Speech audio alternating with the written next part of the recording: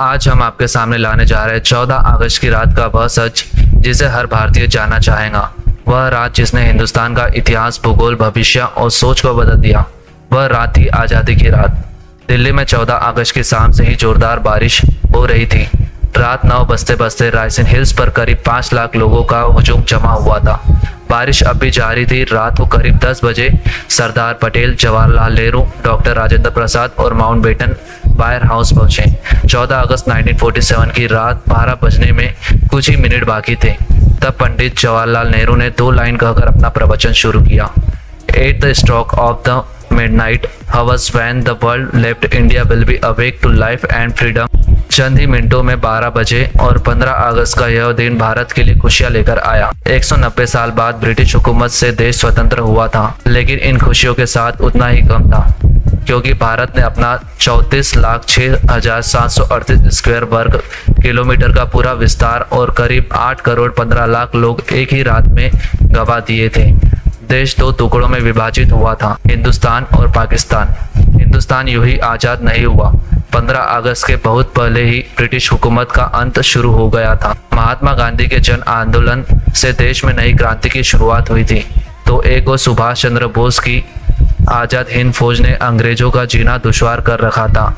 ऊपर से दूसरे विश्व युद्ध के बाद ब्रिटिश सरकार में उतना दम भी नहीं था कि वह हिंदुस्तान पर अपना शासन चला सके। इसलिए माउंटबेटन को भारत का आखिरी वायसरॉय बनाया गया था, ताकि देश को आधिकारिक तरीके से स्वतंत्रता दी जा सके। अंग्रेजों ने भारत को शुरुआत में 3 जून 1948 के दिन स्वतंत्र घोषित करने का निर्णय लिया था, लेकिन मोहम्मद अली जिन्ना ने पाकिस्तान नामक अलग मुल्क बनाने की ठान ली थी, जिसके चलते देश में कई जगह पर सांप्रदायिक हिंसा शुरू हो गई।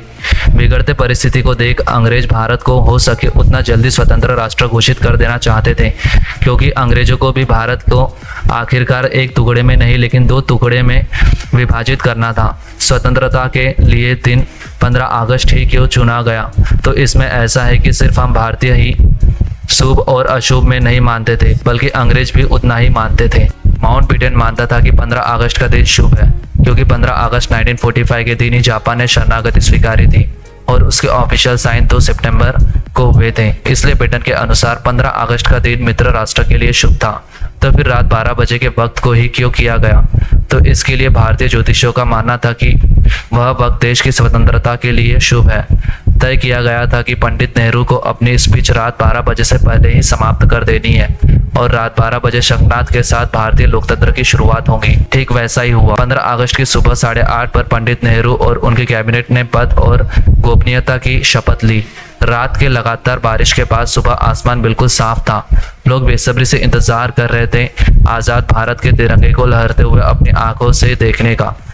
देश के तिरंगे को सबसे पहले जवाहरलाल नेहरू ने रात को 12 बजे ही पार्लियामेंट सेंटर हॉल में लहराया था और दूसरी बार सुबह 8:30 पर भव्य राष्ट्रध्वज को जनता के सामने ब्रिटिश राष्ट्रध्वज को उतारकर लहराया गया। देशवासियों की आंखों में खुशी के आंसू थे।